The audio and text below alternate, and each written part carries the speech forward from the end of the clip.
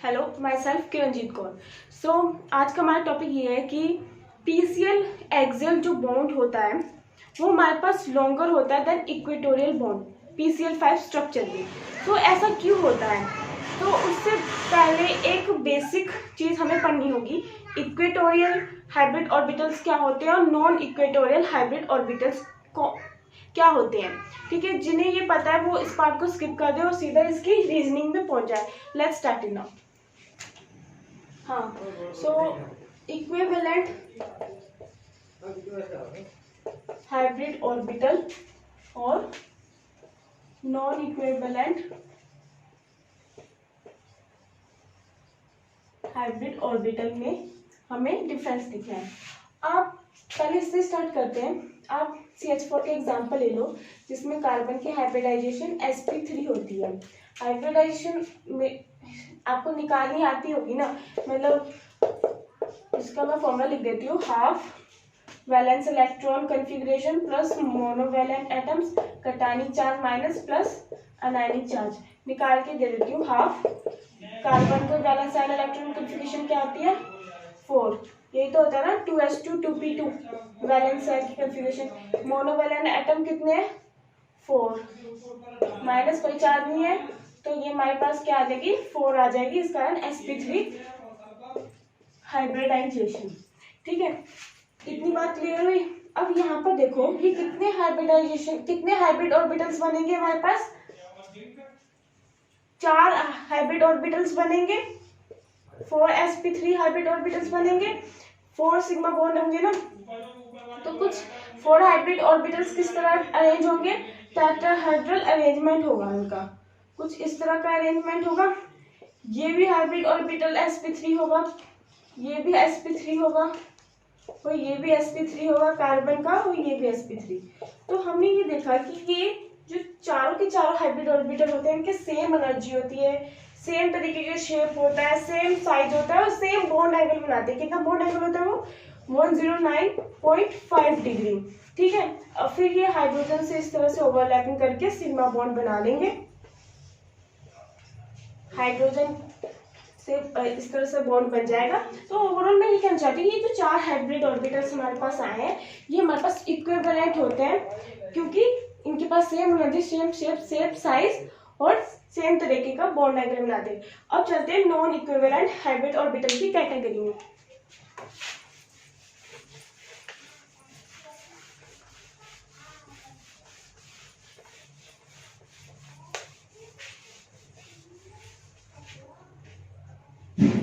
इसमें कौन सा एग्जांपल था, sp3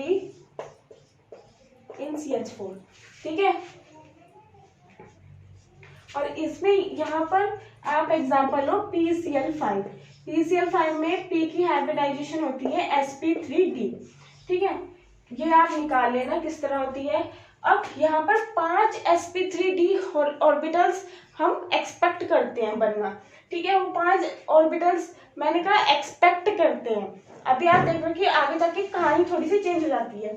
ये 5 ऑर्बिटल, अब कोई भी 5 ऑर्बिटल होंगे वो किस तरह अरेंज करेंगे, ट्राइगोनल बाइपिरामिडल की अरेंजमेंट में वो अपने आप को अरेंज करेंगे ये। ठीक है, यहाँ पर देखना मैंने इन्हें बड़ा बनाया है और इन्हें छोटा बनाया है। ठीक है, ये हम, अब मैं तुम्हें ये कह दूं कि ये 5 sp3d है, ये 5 के 5 इस तरह से हैं। अगर ये 5 के 5 इस तरह से होते, सेम होते, सेम एनर्जी होती, सेम शेप होता और सेम साइज होता और सेम बॉन्ड एंगल बनाते, तो हमारे पास ये एक्सियल बॉन्ड ये लंबे क्यों हैं और ये इक्वेटोरियल बॉन्ड छोटे क्यों हैं, और ये एंगल ये 90 डिग्री होता है, ये 120 डिग्री होता है। ये केस क्यों है, इसका मतलब ये 5 के 5 इक्विवेलेंट नहीं है, ये नॉन इक्विवेलेंट होते हैं और ये 5 के 5 sp3d नहीं बनते, ये कुछ और होते हैं, वो हम अब इसमें बताएंगे आगे। तो अब हम इसकी ब्रीफ डिस्कशन करते हैं। देखो PCl5 है, अब अभी भी कहेंगे कि ये sp3d हाइब्रिडाइज्ड है। मैं जब इंक भर लूं, एक्चुअली में ये 5 sp3d ऑर्बिटल्स नहीं होते हैं, ये होते हैं हमारे पास 3sp2 प्लस 2pzdz स्क्वायर। तीन तो होते हैं sp2 के हाइब्रिड ऑर्बिटल और 2 होते हैं pzdz स्क्वायर। अगर फॉस्फोरस के हम लिखें वैलेंस इलेक्ट्रॉन कॉन्फ़िगरेशन तो यही होती है 3s2 3p3।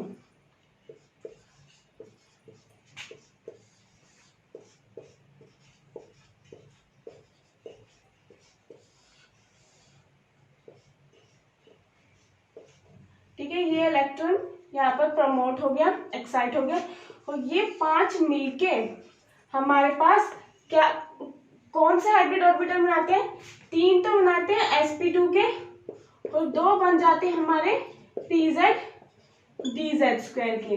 ठीक है, ये एक सेट हो गया इक्विवेलेंट ऑर्बिटल्स का और ये कौन सा ये एक सेट हो गया इक्विवेलेंट ऑर्बिटल का और ये दूसरा सेट हो गया इक्विवेलेंट ऑर्बिटल का। अगर मैं कहूँ sp3d हमारे पास नॉन इक्विवेलेंट है, पर वो एक्चुअली में हमारे पास नहीं बनता है, होता है हमारे पास ये एक सेट इक्विवेलेंट का ये, एक सेट इक्विवेलेंट का ये बनता है।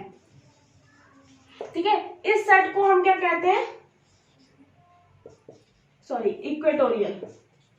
ये इक्विवेलेंट हमारे पास 3 इक्विवेलेंट इक्वेटोरियल हाइब्रिड ऑर्बिटल्स और इसमें 2 एक्सियल इक्विवेलेंट हाइब्रिड ऑर्बिटल्स। तो हम यहाँ पर क्या एक्सपेक्ट कर रहे हैं कि ये जो 3 और हाइब्रिड ऑर्बिटल्स बने, इन तीनों की सेम एनर्जी होगी। ठीक है, इन तीनों का सेम शेप होगा, इन तीनों के सेम साइज होगा और ये तीनों सेम बॉन्ड एंगल बनाएंगे। और ये तो से हम एक्सपेक्ट करें कि इन दोनों का same shape, same size, same energy और सेम बॉन्ड एंगल बनाए, पर ये दोनों जो सेट है एक दूसरे से क्या करेंगे? डिफर करेंगे।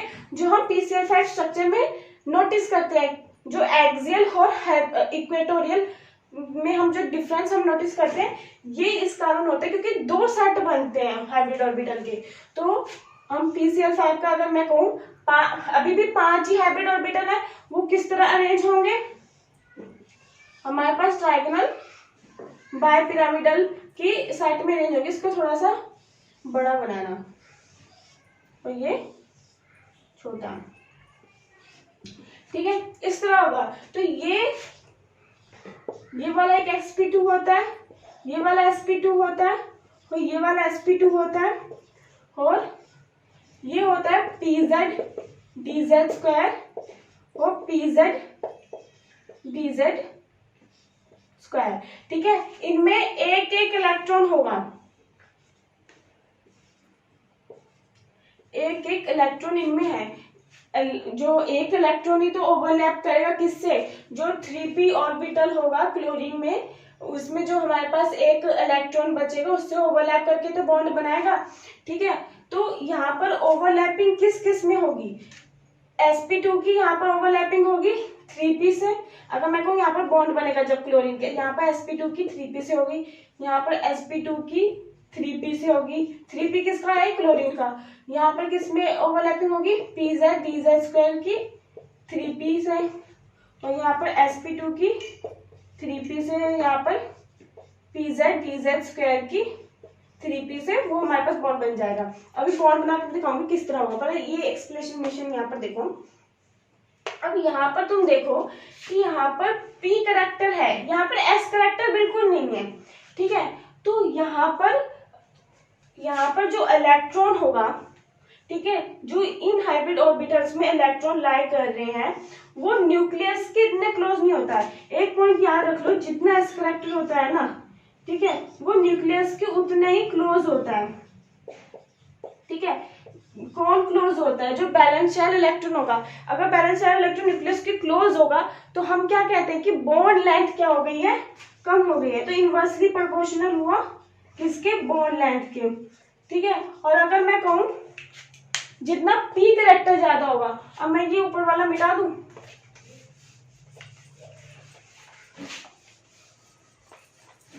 थोड़ा सा स्पेस कम है बट प्लीज कोऑपरेट कर लेना। जितना p करेक्टर ज्यादा होगा, मतलब न्यूक्लियस से क्लोज नहीं है। ठीक है, न्यूक्लियस से क्लोज नहीं है तो वो न्यूक्लियस से दूर है। न्यूक्लियस से दूर है तो मतलब क्या? हमारे पास बॉन्ड लेंथ इंक्रीज हो जाती है। और इस केस में हम देख रहे हैं कि p करेक्टर है पर s करेक्टर बहुत कम है, ना के बराबर है। ठीक है, तो जब है ही नहीं तो हमारे पास क्या होगा कि न्यूक्लियस की क्लोज नहीं है, न्यूक्लियस से इतना अट्रैक्शन नहीं है, तो बॉन्ड लेंथ बढ़ जाती है। और ये कौन सा हमारे पास सेट होता है, एक्सियल।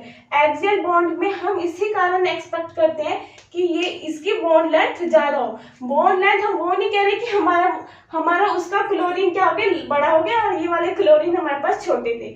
नहीं, क्लोरीन तो क्लोरीन होता है, बस ये हाइब्रिड ऑर्बिटल में चेंज आ रहा है। ये हाइब्रिड ऑर्बिटल ऑलरेडी बड़ा है, ये हाइब्रिड ऑर्बिटल ऑलरेडी बड़ा है। यहाँ पर क्या है, पी करेक्टर तो है पर यहाँ पर एस करेक्टर भी है, तो इस कारण न्यूक्लियस के क्लोज होगा कौन सा, ये जो इलेक्ट्रॉन पड़े हुए हैं इनमें, ये न्यूक्लियस के क्लोज होंगे, इस कारण इनकी बॉन्ड लेंथ क्या होगी, कम होती है। इस कारण ये बॉन्ड लेंथ, इस कारण इक्वेटोरियल बॉन्ड हमारे पास जो बनते हैं वो कम शॉर्टर होते हैं, और एक्सियल बॉन्ड हमारे पास क्या आ जाते हैं, लॉन्गर। अगर मैं कहूं जो हमारे पास 3p उसका बॉन्ड बनाएगा क्लोरीन का, उनकी स्ट्रक्चर तो सेम ही है, इस तरह से ही होगी, उनमें डिफरेंस नहीं है, बस ये हाइब्रिड ऑर्बिटल्स में डिफरेंस था। ठीक है, ये 3p की तो सेम ही शेप होगी ना, साइज सेम ही होगा क्लोरीन में, बस ये हाइब्रिड ऑर्बिटल में डिफरेंस होता था। ठीक है, तो यही रीजन है। आई होप कि क्लियर हुआ होगा। If you like video please do subscribe, like and share. मैं एक बार क्लियरली स्ट्रक्चर बना देती हूँ।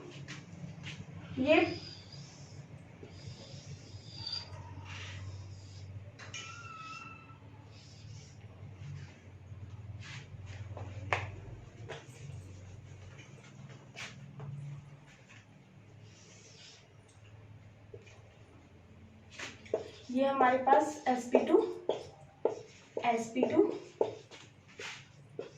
sp2 और pz pz square pz dz square.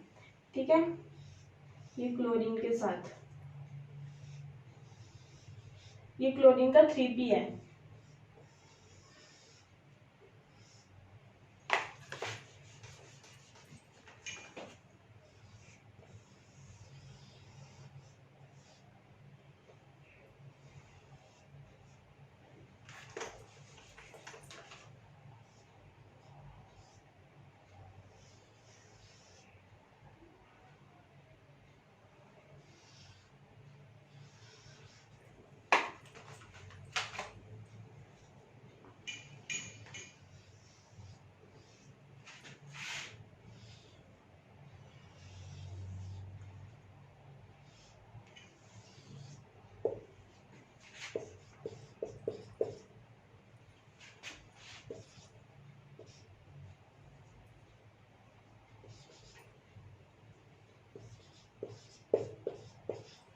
ये हमारे पास स्ट्रक्चर आते हैं, ये दोनों बड़े इस कारण दिखते हैं क्योंकि यहाँ पर पी करेक्टर होने के कारण ये जो इलेक्ट्रॉन यहाँ पर होगा इस ऑर्बिटल में, वो न्यूक्लियस के क्लोज नहीं होता है। न्यूक्लियस के क्लोज ना होने के कारण बॉन्ड लेंथ हमारे पास बढ़ जाती है। और सिंपल शॉर्ट लिखना है, जितना पी करेक्टर उतनी ज्यादा बॉन्ड लेंथ, और जितना एस करेक्टर उतनी कम बॉन्ड लेंथ।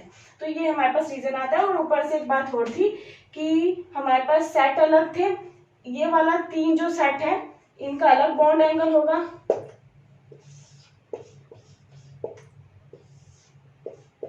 ठीक है, ये दोनों सेट अलग है तो इनका बॉन्ड एंगल अलग होगा।